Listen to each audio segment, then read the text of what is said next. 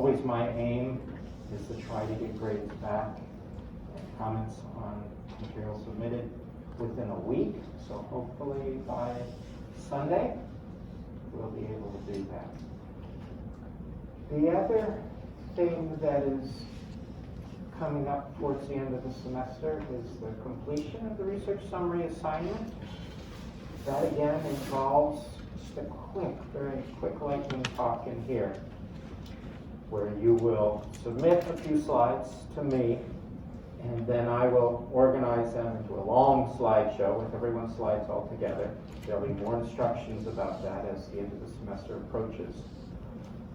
What I am going to do is to schedule everyone, and I'm going to try to do this based on similarity in research themes that you all chose. So I'll try to highlight, there's aspects of development and reproduction, regeneration, lots of different themes that I'll try to group students who are giving related talks into. And so I will release those, not this week because I'm busy with grading, but probably the week after to let you know what your tentative schedule is, right? The research presentation comes first, and then the paper summary assignment itself is after. Right? Any questions about course business? No? Well, great. So the theme for this week, we've got 2 lectures, focus on mollusks. We'll have a lab that includes exemplars of the different major mollusk groups, classes. What I plan to do in today and Wednesday's lecture, first just to briefly introduce the phylum, the classes that comprise it, and then its phylogenetic position. We've already talked about a few other Trophozoan phyla. We're going to place, or we're at least going to consider hypotheses regarding the placement of mollusks within the greater scheme of animal phylogenetics. Then we're going to discuss aspects of general morphology of mollusks using the HAM, which is an acronym for the hypothetical ancestral mollusk. It's purely hypothetical. There's no evidence at all that suggests that this went through a stage. But it gives us an opportunity to discuss the features that are generally shared by mollusks. Then we'll examine aspects of the evolutionary history of the mollusks themselves. Mollusks are comprised of 8 mollusca. The phylum Mollusca is comprised of 8 classes. There have been a variety of different hypotheses about how these classes are related to each other. Most of them have very good and very deep fossil records, so we understand a little bit about their early evolutionary history, but we don't have any clear indication from the fossil record about who's most closely related to who. There are no intermediary forms between the major groups. So there have been a number of different hypotheses and some phylogenetic investigations into the relationships among these classes and what it means for the evolution of characters within them. And finally, we'll go through the classes. I'm grouping 2 of the classes together here in A Placopora on C1 in a little bit, but we'll focus on aspects of these different classes and finishing with the 2 larger ones, gastropods and bivalves. I assume we won't get to these until Wednesday. So, as we normally do, here's some exemplars and some mollusks down below. What interesting feature did you learn about mollusks from the chapter reading? I know we just had an exam that ended yesterday, but I read the chapter. Right, I wasn't taking an exam, I guess. But something interesting you learned about mollusks, or any kind of direct experiences or interactions you've had with mollusks, either life in general or in other classes that you could share with the class? So something interesting that you read in the text about mollusks. Yeah.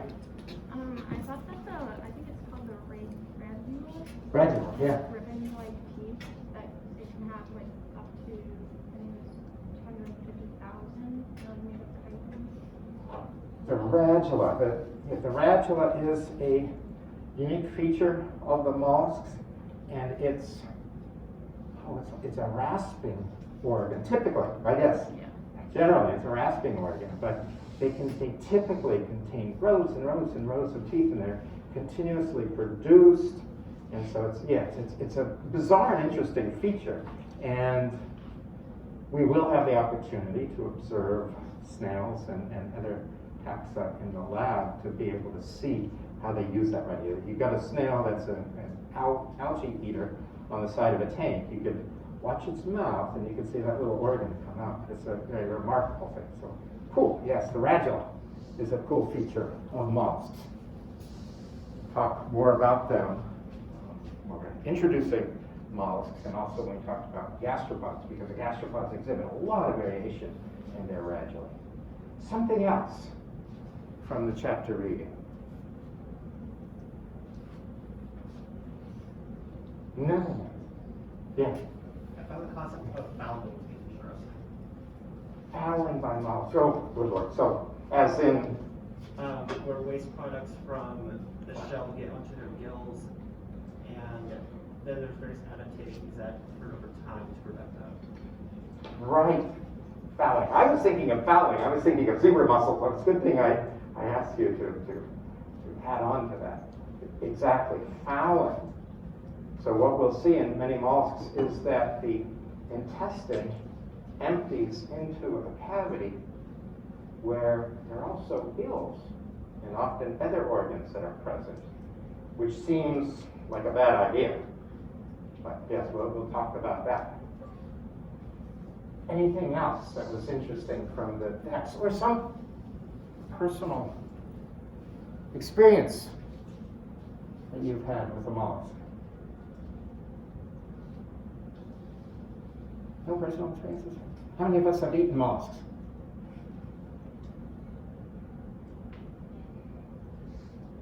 The rest of you have never eaten a mollusk? No? No squid? Calamari? No bivalves? Oyster. I was just talking to my son. He was in Maryland and he had oysters. He didn't have any crab, but he had oysters in Maryland. Squid, what else am I forgetting? Oh, so oyster, squid, escargot. And escargot. There are other types of marine mollusks that are used, featured in food.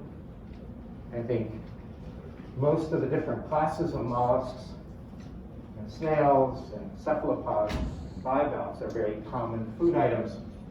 I think one experience I had that was unique was with regard to these chitins, which are intertidal organisms. Some get relatively large, but most are relatively small in size. And I was at a coastal town on the Pacific side of Mexico, and I'm a malacologist. I work on mollusks, and so I'm always looking when I'm at a beach which potential mollusks are there. And chitins are a unique class of mollusks in that instead of having a single shell like this, they have individual plates that when the animal dies, or when it's prepared, the plates separate. So you're left with 8 single plates. Typically, there are some species that only have 7. But on this beach were tons of these plates all over the place. Soon discovered that the restaurants up on the beach were serving these. And so there was a chitin. I did not try them because we did not have food. We did not eat at that beach, but chitins also. So they're one mollusk that I have not eaten yet. Willing to try. I can't imagine it's too. The texture is too interesting because these have typically a very stiff girdle, still a very strong foot. So it may be like eating abalone, which is a large snail with a very large foot on it. Any other unique experience when we're talking about food?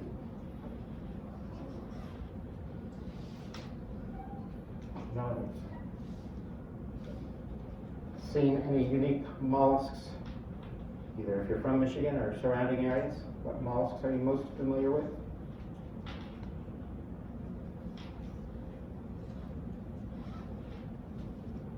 Nothing? Yeah. This is not kind of like as an experience, but like there's this movie that just came out on Netflix, it's like My Octopus Teacher. It's about someone who spends a year filming and becoming friends with an octopus, doing shake hands, and they follow each other around and play with each other. It's very cool. My octopus teacher. I did not know about that. I knew about Squid Games. I didn't know about my octopus teacher. That will be interesting. Yeah. It's like a documentary, and he Oh, cool. traces his time with an octopus like every day for a very long time. Yeah. Wow. Cool. Well, thank you. All right. I know myself, I grew up in Southern California, and the snails, or the mollusks that I was most familiar with, aside from those I would say at the beach, were land snails. And relatively large land snails that would come out when it rained. And once I got more into biology and malacology, I discovered that those were an introduced land snail from Europe. It's actually the snail that is featured in escargot, that is prepared with butter and garlic and so forth. But it's invasive in North America, and it was the most common snail in Southern California at that time. How many have seen land snails around Michigan, if you're from Michigan? Yeah. Like they were like at my like gardens a lot, so Mm-hmm. I didn't realize they were invasive though. You have to realize they're what? I did not know they were invasive. Oh, the helix? Yeah. That's the land snails that we find around here, at least what I find around here, they have a relatively elongated shell, succinate, very kind of transparent shell. Even the tissue is kind of transparent. And those tend to be a common snail that I see around Michigan. They're rather nondescript and not too large. But there's another invasive, it's not invasive, but it's an introduced land snail from Europe. Actually, a malacologist brought some back from England in the 1860s because he thought they would look nice in his garden, somewhere in New Jersey or Virginia, somewhere like that. And they ended up spreading. They also spread through bringing plants over from Europe into Toronto, into Canada. So there's various places where they are introduced. Recently, if you're ever walking in Fuller Park, well, maybe not now, but once it warms up, you walk in Fuller Park, you'll see some of these snails. And the shell, is a lot bigger than our native mollusks that we have, our native land snails that we have here. And it's a very beautiful shell in terms of it's got variation in the number of stripes and so forth. But they have shown up recently in Ann Arbor. They've been known for Pontiac for decades, but they're spreading, at least in our area. And which they are much more attractive than the common everyday mollusk that we see here. So it's kind of interesting because it may instill an interest in mollusks in people who are out checking out natural areas and so forth. Anything else before we move on? Yeah. Not to pivot from snails to slugs, but I don't know if they're native to Michigan too. I spent summers in Maine, and there were banana slugs everywhere, like the yellow ones on the trees. There's like a big one? They're not big, they're like Okay, little. little one. And it turns out they're toxic. I had a friend who like tried to eat one, and it didn't go over well. Eat a slug, yes. She was like 10. Oh. Area. There are a number of native slugs and there are some introduced ones too. I can't remember which ones are introduced of the native ones, but some are toxic. You'd think a slug does not have a shell. It's, what is the purpose of a shell? Partially to defend against predation. Absence of a shell, you may need other defensive mechanisms to try to prevent things from eating. Cool, thank you. All right, so brief introduction to the 8 classes. Again, I'm combining some of these classes into one, but there are a total of 8 classes that are recognized within the mollusks. Polyplecoptera,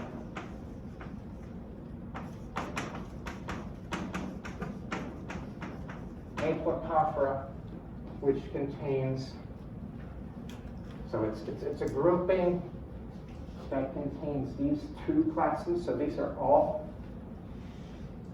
well, most of these are classes. Aplocophora is a grouping for the two worm-like classes. Amniomorpha and Chaetodermomorpha.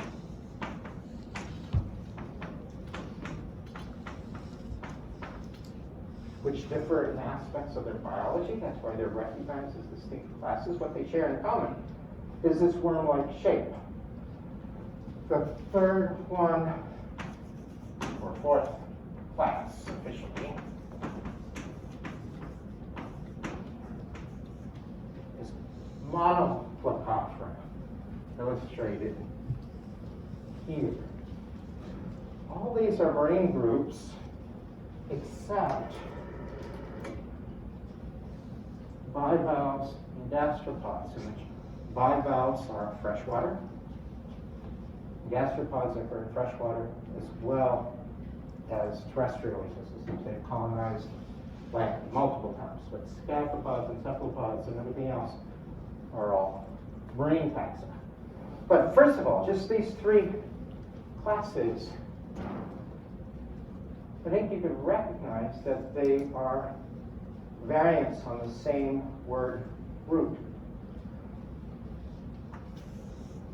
Placophora, Placophora, Placophora. Placo literally means plate, and we've seen it so many times already. Phora, phara, etc. means to bear. To bear plates, bearing plates, bearing plates, bearing plates. Poly, many, we know this, polychaetes, so forth. These are many plate bearing mollusks. The type that has 7 or 8 plates that intercalate with each other.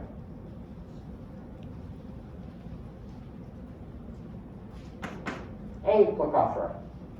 A meaning no. In other words, these are not plate-bearing organisms. These are worm-like animals that have calcareous-based spicules. Sclerites, they're referred to, these little hair-like structures on their epidermis.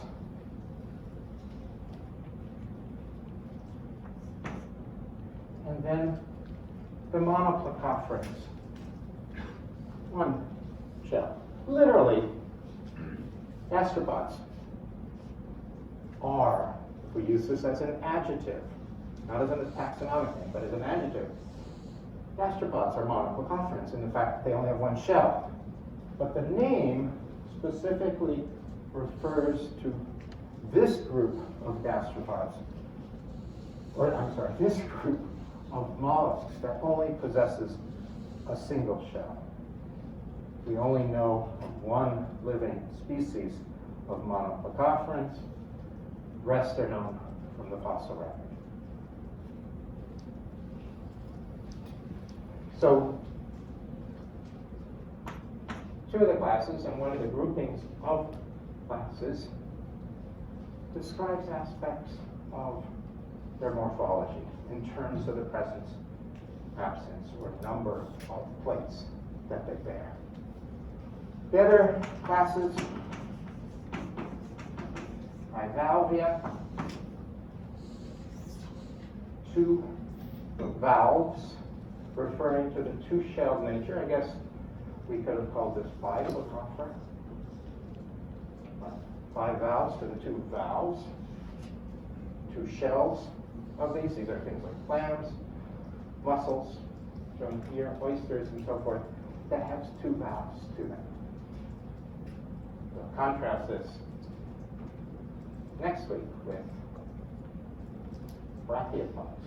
which also have two valves, but are completely separate phylum. Bivalvia. Gastropoda, stomach, foot. The fact that most of the body is made up of the foot, and the viscera, which contains aspects of the digestive tract, reproductive organs, and so forth.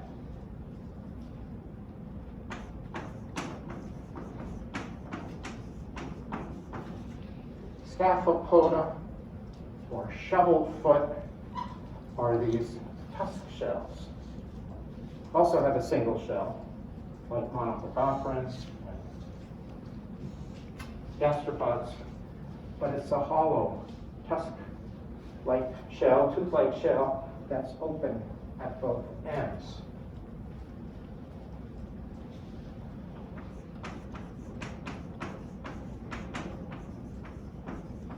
And the eighth class is cephalopoda, standing for headfoot, which contain octopus, squid, cuttlefish, nautilus, and various extinct forms. Ammonoids are an example of extinct forms. So these are the eight, if we separate these into the respective classes, the eight classes of mollusks. Now, I don't want to spend a lot of time on this, but what I want to do, hopefully many of you have read the text, I want you to consider these different classes. And we talked about some features already in the introduction that are shared or possessed, general features of mollusks. But I would just like to have a couple-minute discussion with you and a neighbor about features that mollusks share in common. What are defining features of the mollusks? All right, so if you can, you're all by yourself, but if you could find somebody to chat with and see if you can get a list of as many characteristics of mollusks as you can that are unique to them, and share it amongst these different groups. We'll see what we can come up with. All right? So use these next couple of minutes. I think we'll wrap up just at 10:26, so relatively rapid conversation to see what you come up with.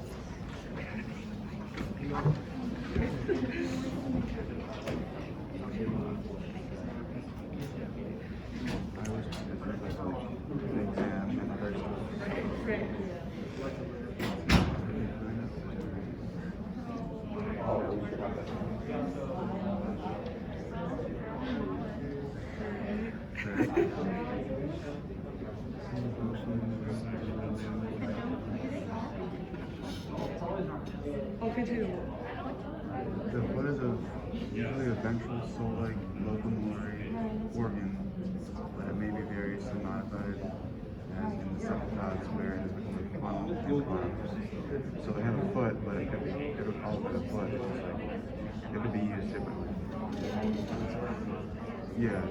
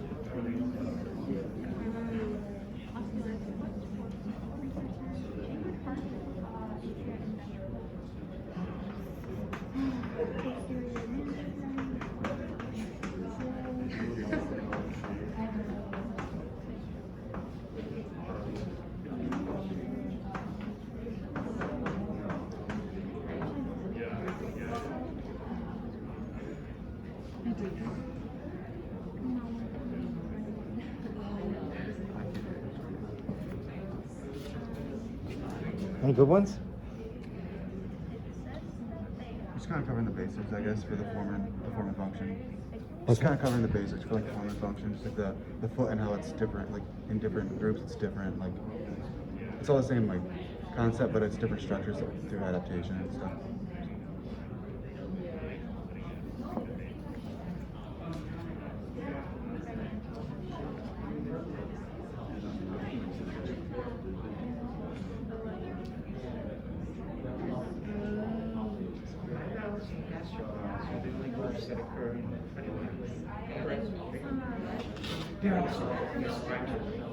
They're all already except for some of the Yeah.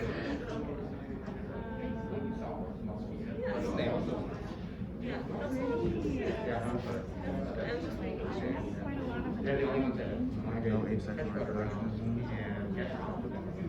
It's characteristic of final mollusca. On page 220, there's like it says characteristics of mollusca.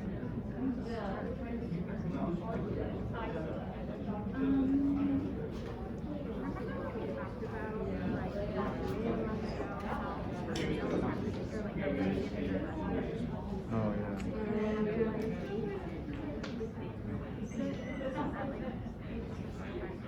Okay, I think we had a few minutes to discuss this. I don't want to spend the entire class period on this, but because it's tricky. So let's see. Well, I heard a few as I was going around, but let's have volunteers from the class to state what their group had come up with, as they had discussed. So what is the feature? All the way back. A foot. How many others came up with foot? Lots of others, or a few others? So many others came up with foot.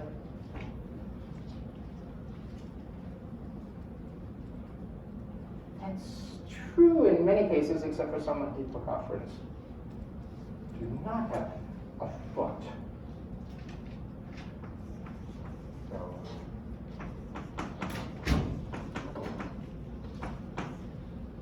that's true for most mollusks, and the foot is part of the name of several of them. Bivalves have a very well-developed muscular foot, often used for burrowing. But not all equilocopterids have feet.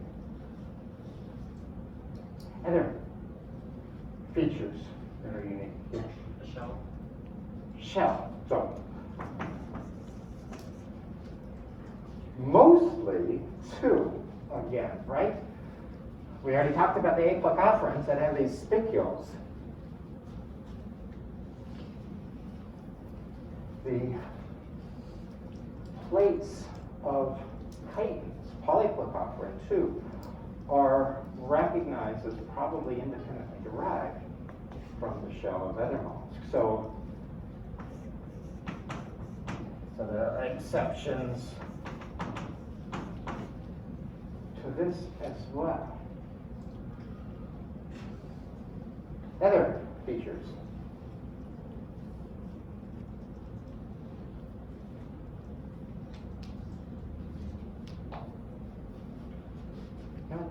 Foot and shell.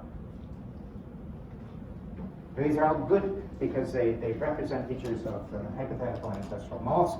Perhaps they were lost in the equilocopteran taxa. Equilocopterans may be derived mollusks in which the ancestor of these taxa possessed feet and shells. Yeah. I believe they also reproduce sexually. All reproduce sexually.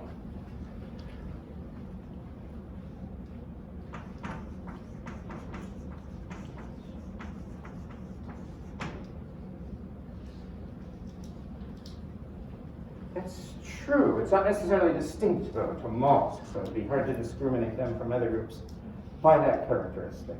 But, yeah, I'm trying to think. Asexual reproduction in mollusks. Not all that common. Many tend to be dioecious, but not all.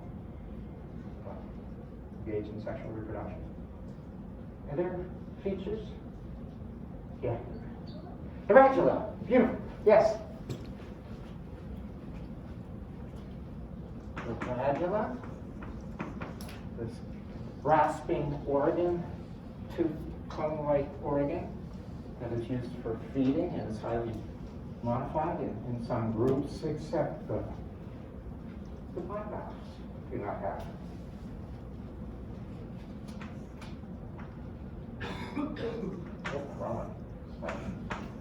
Bivalves do not have the red.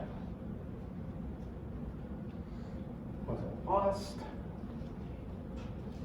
Bivalves represent a lineage that's separate from all the rest. All different explanations for that. What else?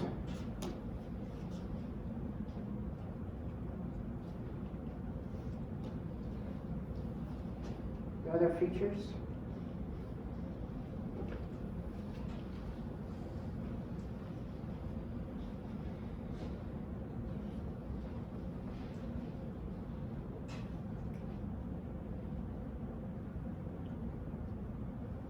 So we came up with a few, but what you can see in these, there are exceptions to features shared by mollusks. The other features, a mantle, which is a tissue involved with vision of the shell. So may be involved in the secretion of the spicules, the apoptosis. So that's a feature that mollusks generally possess.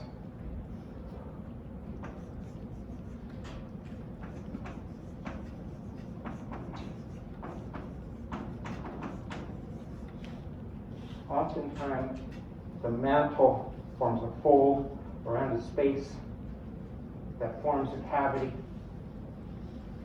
that's open to the external environment.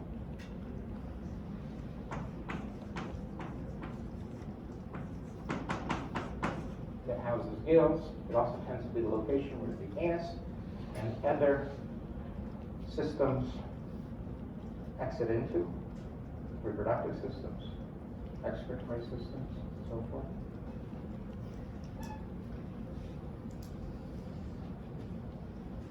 I think, if anything, it may be the mantle that is a feature shared by all mollusks, whereas the other are exceptions.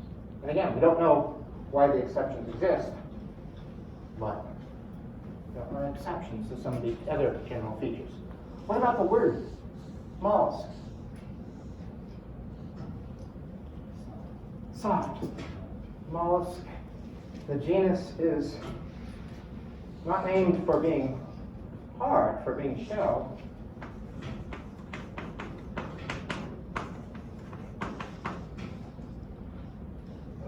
In reference to the soft parts of the mollusks. Although we tend to think of mollusks as being shelled, and of course there are exceptions, but we have. All right, so in terms of mollusks, we've been talking about lophotrochozoans for the last few weeks. We've talked about platyhelminthes and some of the other smaller phyla. We spoke about annelids, and now speaking about mollusks.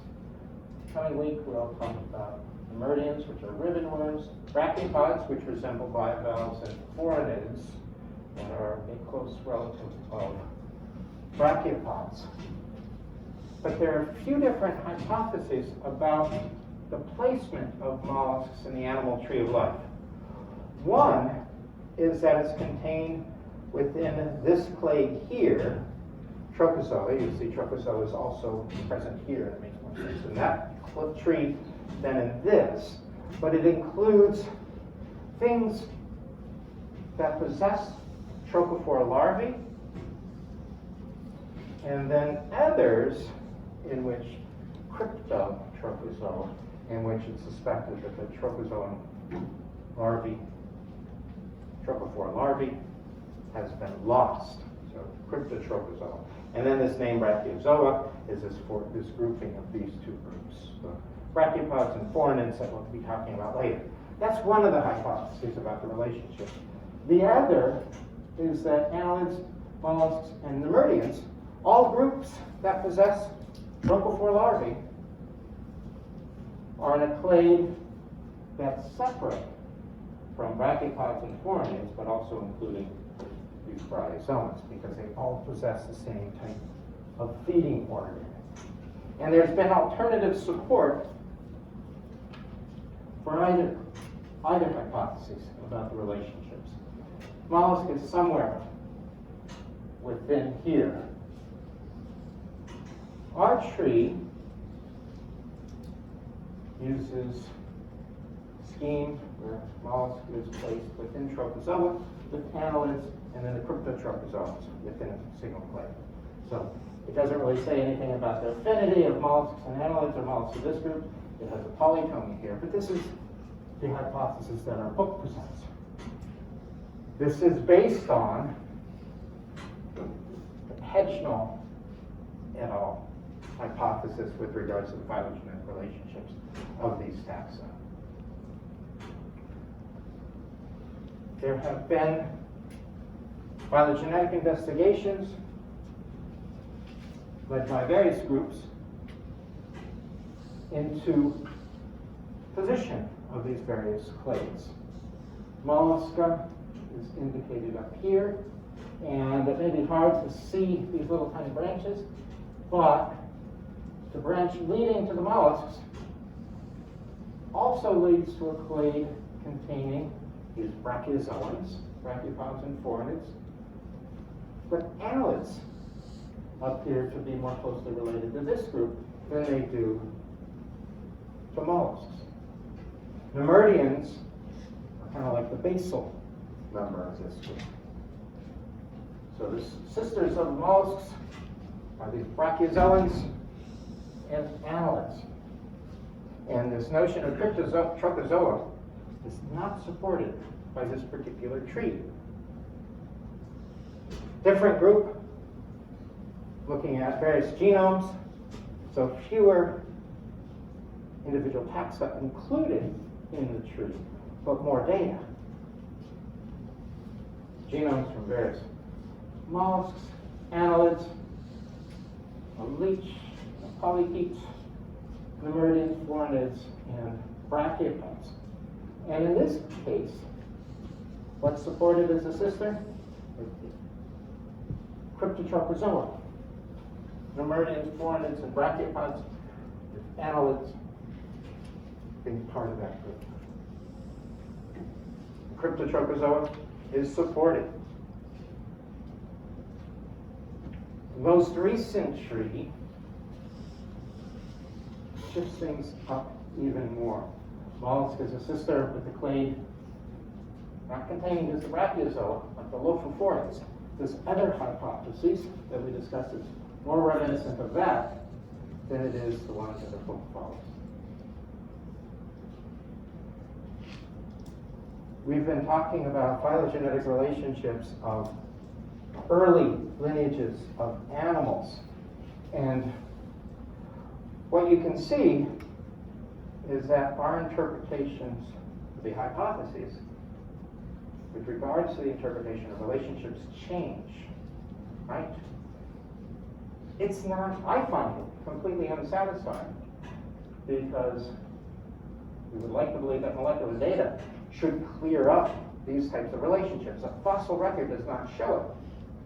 The fact that we get alternative phylogenies or alternative hypotheses for the relationship from molecular phylogeny suggests that what happened at these very basal levels, the early divergence of these major groups, is very rapid. And so we may not have the ability to capture information within molecular data. It may be a very difficult thing to say. We have been turning over our interpretations about the relationships of animals, the position of mollusks for quite some time. I'm not sure if we'll ever settle on a particular phylogeny. What is useful, though, that we could use these phylogenies then for evaluating the evolution of characters that are shared in common by these different groups.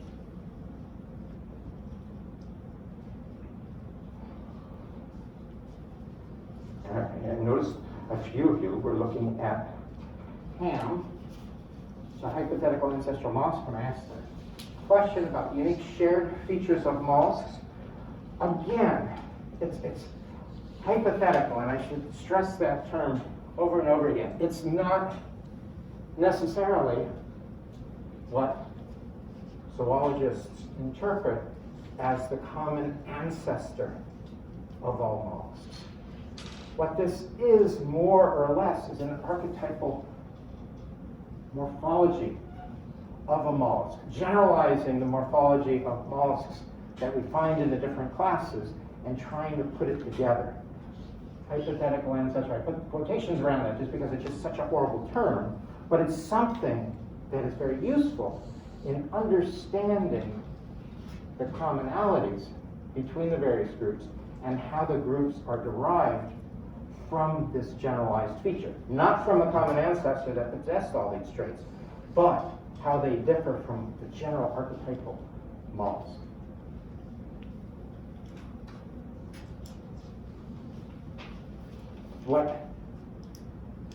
We see some of the features. We discussed the presence of a shell,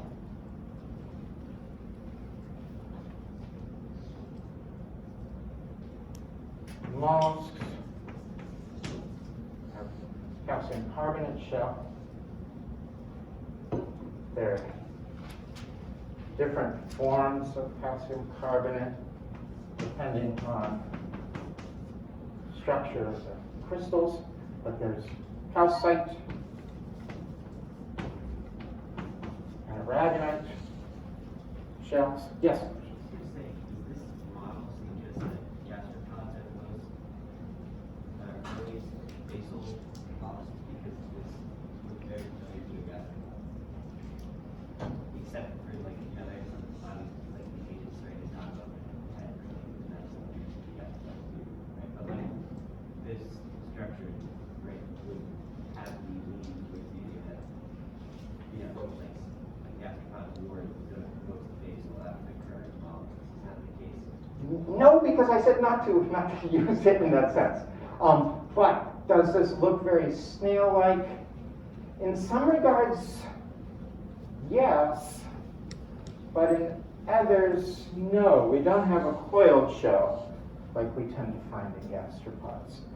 The mantle cavity is positioned at the rear of the organism, which we don't have in most gastropods. Related to that, the digestive tract goes straight through the body, which we don't find in gastropods. So there are some features that are reminiscent, I guess the little tentacles here and so forth. But the position of the rantula, that's common in all the groups that possess it. So that's not specific to a snail. But so we don't want to think about it in that way, though, that this represents the ancestral form. This is the archetypal mollusk, generalized features that are shared amongst most mollusks. So the shell, in this case, it's only a cap-like, non-coiled shell, not even reminiscent of the monoplacophorans shells, because they tend to have a little peak at the anterior end of that. Underneath the shell is this mantle tissue. It's a tissue that originates in the dorsal side of the animal and forms folds around the animal. It's also responsible for the secretion of the shell. Here we have a mantle cavity with the gill, anus emptying into it, nephridium, kidney-like structure, excretory-like structure that exits into it. There would be a gonad that would connect into the mantle cavity as well. So various materials are excreted, removed from the animal through the mantle cavity. And then a basic, complete digestive tract. Mouth with a radula near the mouth. Stomach, digestive gland material, ultimately leading to the anus. Also, a heart, essentially a muscularized vessel that's present within the coelomic area, the pericardium, the area around the heart, and generally an open circulatory system where blood is moved into these open spaces and drawn back through. So that's generally what we can consider as the archetypal mollusk from which the various forms are derived.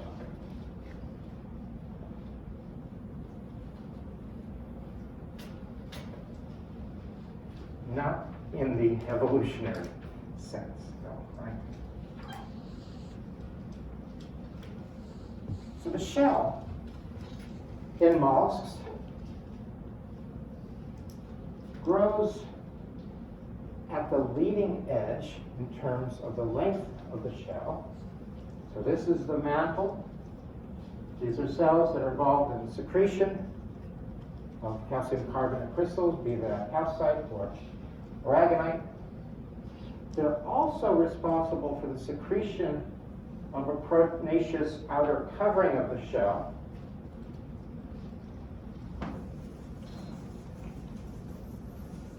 Outer covering of the shell, literally outer, around, right? Shell. This is a proteinaceous covering that is secreted by the mantle. So it tends to, as the shell, more shell is produced, new mantle is placed on. Oftentimes, this mantle is in much better shape than this mantle, or on the periostracum, because the periostracum at this point has been around for much longer than it has here. You can find various mussels in rivers and lakes around here, in which case the periostracum is completely warm around the oldest parts of the shell, and it's less warm around the newest parts. So it's not replaceable. The outer layer, known as the prismatic layer, for how the crystals are deposited, is again similar to the periostracum. It's deposited as the shell is made bigger. And these shell secreting cells. The inner layer of the shell, the nacreous layer, or the nacre. Well, we've seen a nacre in fretboards on guitars, on other substances, because it's a very shiny material. Buttons, so forth.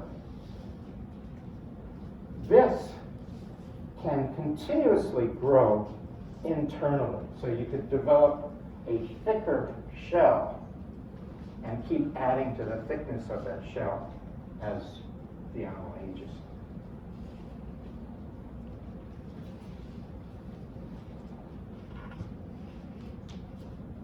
Now here's an example of a mussel where you can see the periostracum worn at the umbo, the youngest part, the upper part of the shell of a freshwater bivalve. The periostracum may be involved with deterring animals from settling and growing on the shell. It may also protect against chemical dissolution of the shell. But you can find periostracums on a variety of different types of mollusks. Nautiloids have a periostracum. Some marine gastropods and some land snails have hairy-like periostracums. What is the potential function of something like this? Again, it may be for preventing things from settling on it. Not quite clear in many cases, but there's a lot of variation in periostracum of mollusks.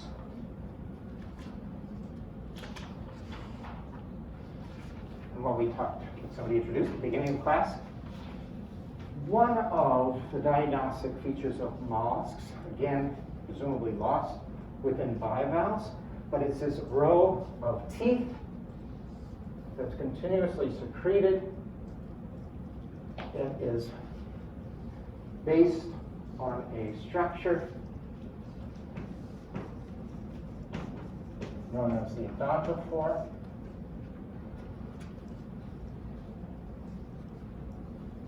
So it's supported by the odontophore and various muscles that cause the radula to move. So it could be extended out of the mouth through muscular action and around this odontophore. Odont for teeth, for bearing, the teeth-bearing structure. And a very dynamic front view of a snail with its radula reverted. You see these rows of teeth that are used to grind away. Algae and so forth. The typical, the archetypal function of the radula, grinding away at something like a rasping tool that carpenters use. And all classes of mollusks have radulae, except the bivalves. Bivalves are predominantly filter feeding. Some engage in deposit feeding, but they're not using a radula for feeding purposes. All the other groups are, and it's quite variable in different groups. Chitons are very interesting. Chitons have magnetic radula. Not really sure why they are magnetic. Presumably the use of magnetite as a crystal provides for strength in the teeth. Some radulae of chitons can bore away at rock. They're so strong. Aplacophorans have radulae. Cephalopods have radulae. A couple different gastropod radulae. And they vary in morphology. Lots of people have studied aspects of the morphology of radulae because they're associated with the feeding ecology of the snails. Snails that feed on different things tend to have different types of radulae in terms of teeth structure. There's some very detailed nomenclature involved with these teeth for the different types of radulae they possess and the different individual teeth that are present within each row. I won't go into that. You can see how that varies. Cusp-like teeth present here. Other ones are more straight-like. Gastropods, monoplacophorans, chitons. Within gastropods too, the snails that I work with, you can think of these things of being teeth that are all held together on a ribbon within cone snails and some related groups of gastropods to cone snails. Instead of producing a dozen or so teeth in each row, they just produce a pair of teeth. And the ribbon that they're produced on has been so reduced that it's just a little bit of tissue that comes off the base of the teeth. So there's a very derived radula in terms of reduced number of teeth per row, and they're completely separate teeth. And you can almost see that on this image. It's essentially a tube of chitin that's rolled up on itself. So it's hollow. There's a little opening to the lumen here, and there's another openings on the front end of the tube.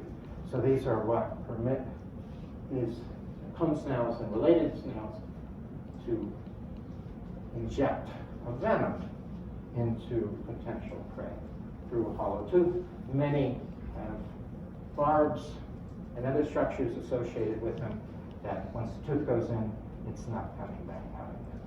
This is a tooth from a fish-eating cone snail. Cephalopods, you can see the beak of a squid and the radula within that mouth. We'll be doing squid dissections in class this week, and we'll be able to see both the beak and the radulae squid.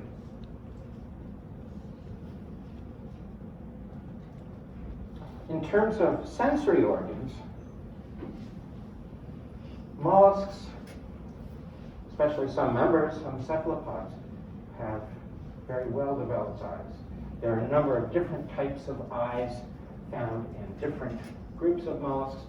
Arca, pecten, these are different bivalve groups. There's my cone snails have simple little eye spots. They don't really see too much, but they do detect light and dark. But eyes are very well developed within certain groups. Squid and octopus possess camera eye. Many cephalopods have these camera eyes, which are similar to vertebrate eyes. One interesting set of eyes is within the chitons. A chitin, you can see a chitin here. Its front end, where the head is underneath the shell. It's underneath the girdle, this external tissue part. Eyes on the head don't serve much use. Eyes in the shell could. And there, if you will have the opportunity to look at this in lab, but there are various small holes within these plates of the chitin that bear eyes. So chitins have shell eyes, and it makes sense for where they occur, to be able to detect potential predators. If something's coming to feed on that, try to, if you've ever out in the intertidal zone, try to get a chitin from the rock. As soon as you disturb it, the foot uses suction to clamp down onto that rock. So having visual detection would be good for avoiding predation.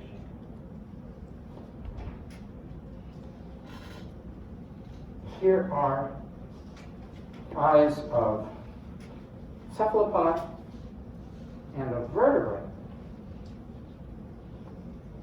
that are very similar. This amazing example of convergent evolution, because they show a number of traits common, and they're almost indistinguishable in many ways from each other, except for one major difference. And it pertains to how cells in the retina are innervated. In vertebrates, they're innervated from the front. So what that means is where the nerves emerge, individual nerves emerge from the optic nerve, there's a blind spot where vision is not possible in that part of the retina. However, in cephalopods, the retina is innervated from behind. So cephalopods do not have the same blind spot problem. Our brain are able to compensate for that blind spot, so it really doesn't cause much problem, unless something's happening to be attacking us from that blind spot, I suppose. It's one of the main differences between cephalopod and vertebrate eyes.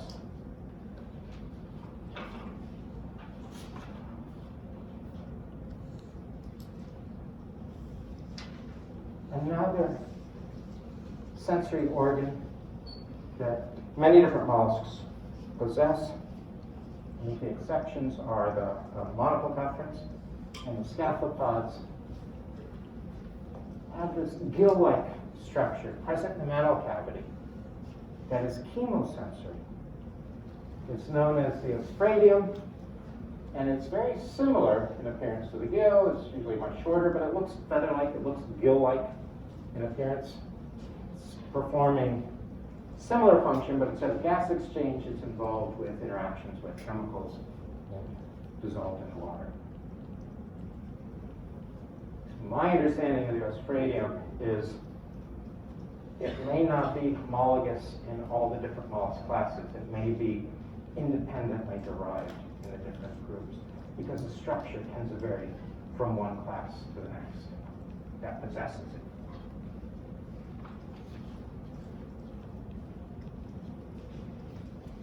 Another feature of mollusks is that they have trochophore larvae. This is similar to types of larvae that we found in annelids, so it's not necessarily completely distinct to them. It tends to vary from one group to the next, but all mollusks that have a larval stage have trochophore larvae.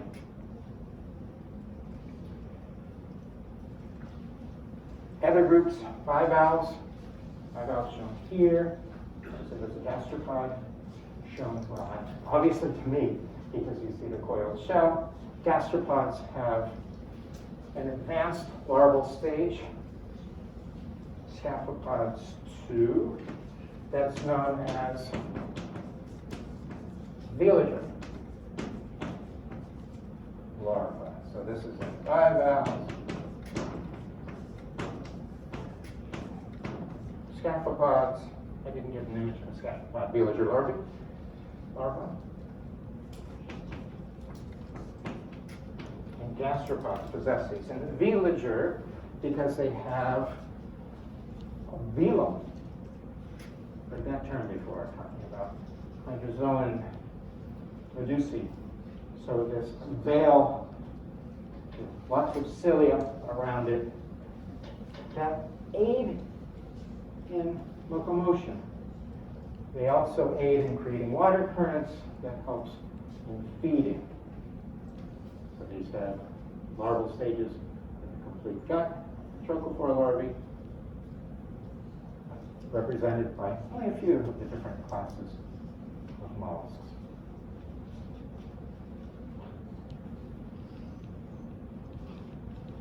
So those are the main morphological features and characteristics of mollusks that I want to present with regards to ham.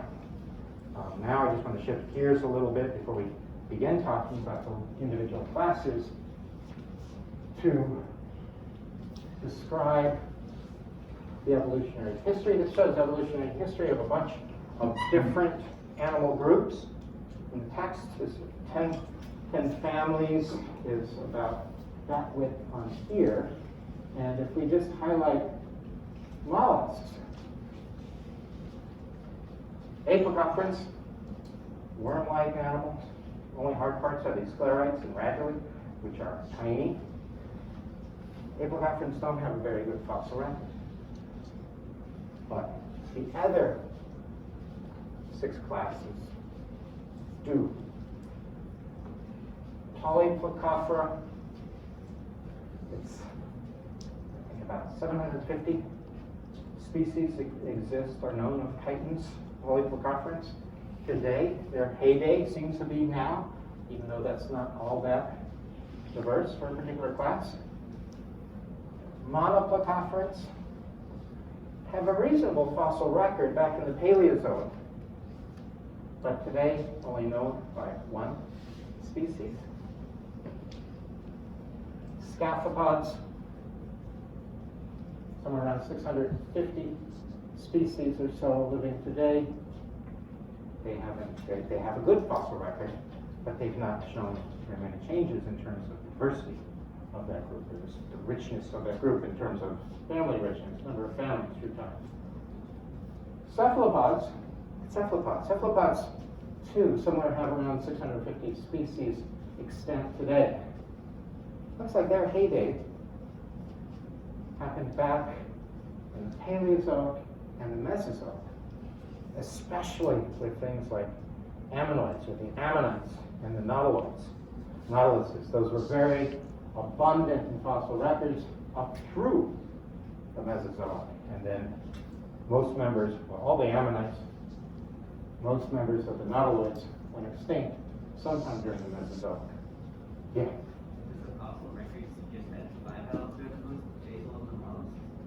Are more stable or growing? Well, that's what that suggests.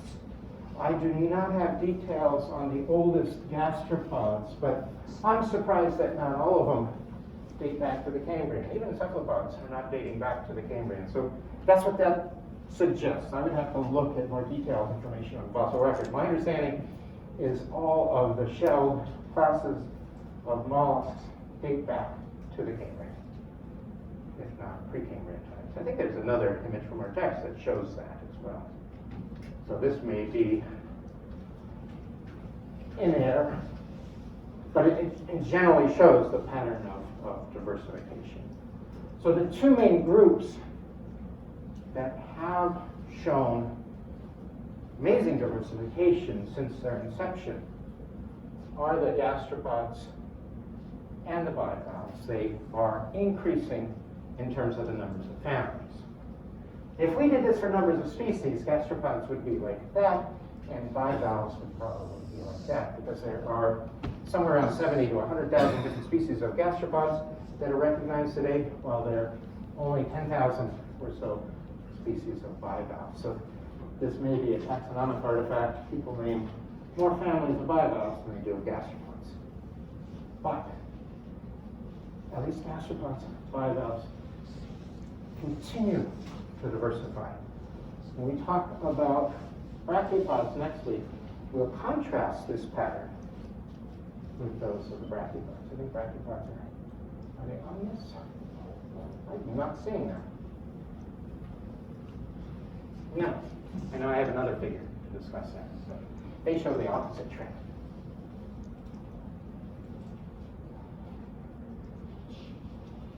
Now, seen this a few times already. These are the 8 different classes. Again, I'm lumping the apocophorans together. We will talk about these probably on Wednesday before I get into any of them. I think one of the last things I want to talk about here is the potential relationships of the different gastropod groups. Oh, before I do that, gastropods, majority of mollusks are gastropods.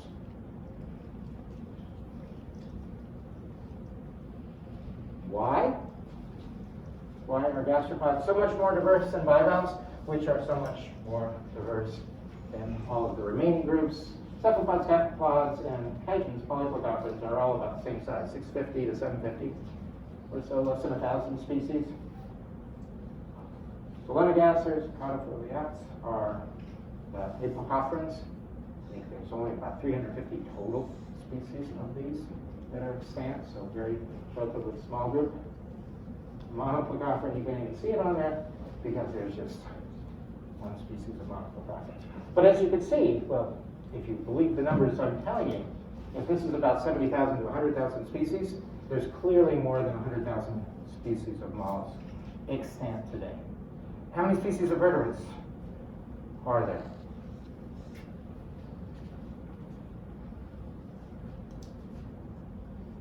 Any guess? 10,000? 300,000? Somewhere in between?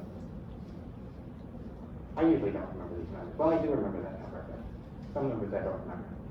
There's somewhere around 66,000 or so species of vertebrates. Half of those are fishes, right? So most of the diversity is fishes. Fishes, of course, older than the other groups. But mollusks, considerably larger than the vertebrates. They're not the largest, though. We'll talk about the largest and arthropods, actually. Order of magnitude larger in terms of number of species, at least.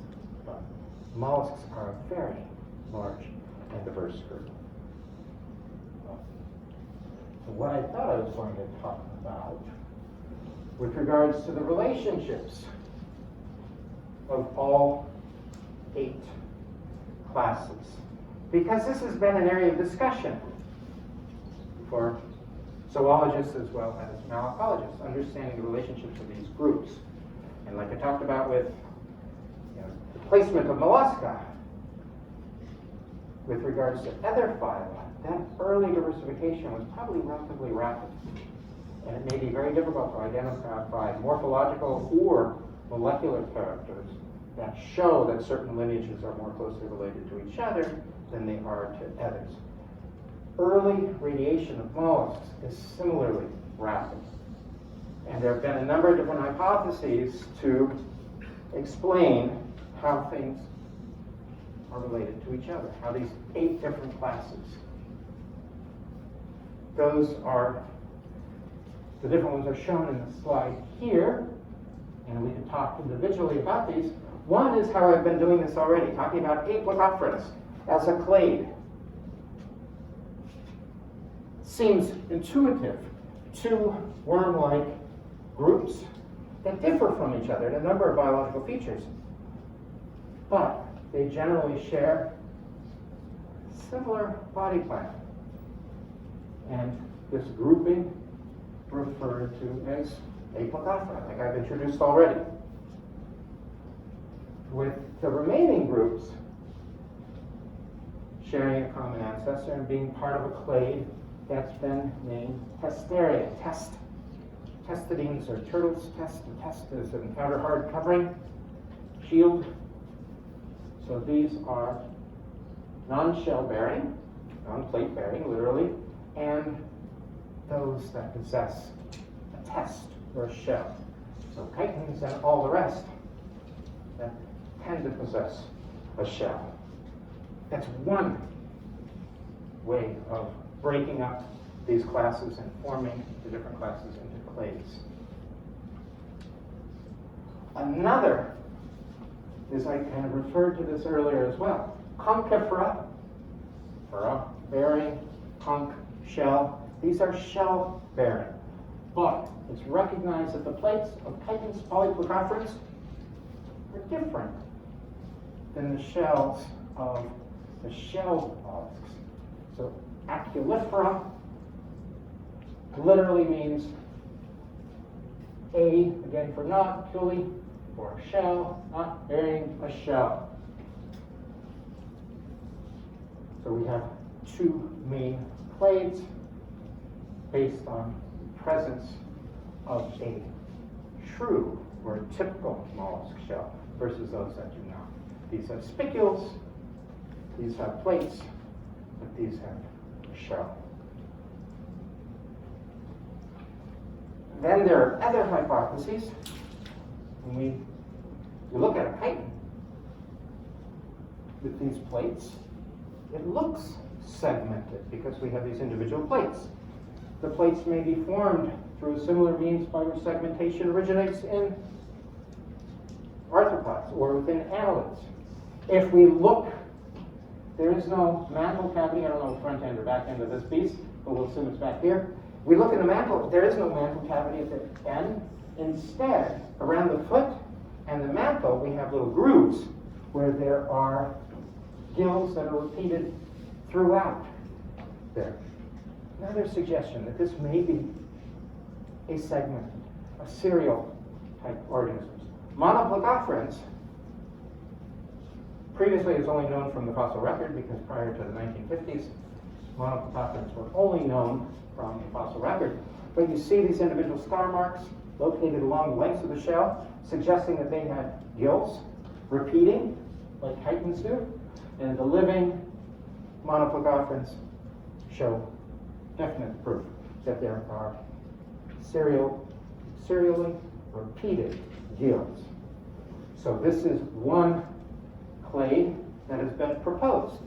And actually back in the mid-2000s, some authors who were looking at relationships of mollusks got some sequences of a monoplacophoran, which was really cool because monoplacophrans are really rare, hard to get, deep sea things. They got some DNA sequences, and those DNA sequences, the molecular phylogenies generated from those trees, were placing those sequences, or those individuals, with polyplacophrans. So here, I think it was a big splashy paper that talked about the Cerealia hypothesis and that chitons are closely related to monoplacophrans and that they evolved segmentation. Turns out that some of the sequences were contaminated, so that tree has not held up. So we do not, that's not well supported any longer. That was a splash for a little while, but want to clarify that this isn't like how like coming in real life, right? Like here you have them all equally related. Oh, right. So this isn't how it actually is, right? Well, it depends. We will show some hypotheses about relationships, but it's not. There's some hypotheses that say they are all equally related, or we just don't have the data to. Yes, I'm showing the polytomy here to be able to describe all these different ways, but yes, good point. Some of these other names, diasoma, soma body, dia meaning through body, in reference to the fact that the digestive tract goes from head, tail of the animal, or head, the tail of the animal, so it's a straight digestive tract that is shared by scaphopods and bivalves, and cyrtosoma, cyrta means hunchback body, and these have a digestive tract that is more shaped like a U and does not go straight through the body like an insect. So there's lots of different names that people have applied to different groups based on our assumptions about shared features among them. Here's a couple of more. We won't go into much more detail about these, but there are two other hypotheses. One that separates one group of apocophorans from the rest of the mollusks, the neominiomorphins, and the rest are in this clade referred to as Hepa-gastralia, liver, hepatic, in reference to the fact that Chaetodermomorphins have a cecum that is analogous to a liver, and so they're placed in this group, and the alternative is placing all the rest of the groups together in the Chaetodermomorpha as the most basal group. And Adenopoda. Adeno, the only thing I can figure is gland. Poda for foot, gland foot. These all have a foot. They have a gland. So I assume that's the reason for that particular name. So there are a variety of these we've talked about already as different hypotheses to explain the relationships, but they put it into a tree without polytomies. So just last year, in a paper looking at phylogenetic relationships of all these different groups, we find support for apocophorans, solenogasters, the other worm-like mollusks being monophyletic, being closely related to the polyplecopherans. So Soralia, polyplecopher and monoplecopher, is no longer, well, it hasn't been supported for quite some time, but there's no evidence to suggest this Soralia clade of two organisms that look like they have segmentation. Acheilifera, so apocophorans and polyplecopherans together is supported for not bearing true shell. And then Conchifera is the other main clade that is supported here. And you can see these gastropods, again, don't have a straight through gut. Scaphopods do. So some clades are supported, others are not.